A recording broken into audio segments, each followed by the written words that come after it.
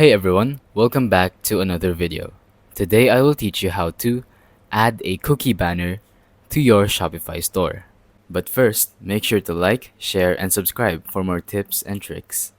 So, now that you're on your store, you're gonna want to tap on settings at the bottom left corner of the screen.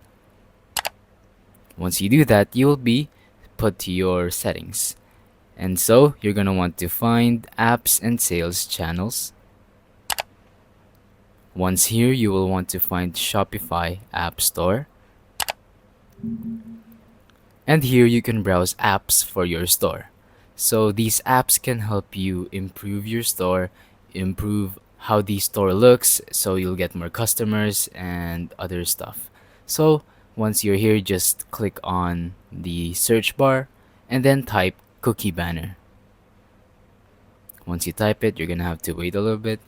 And once you're here, just choose an app that suits you or the highest rated one, so it would probably be the best.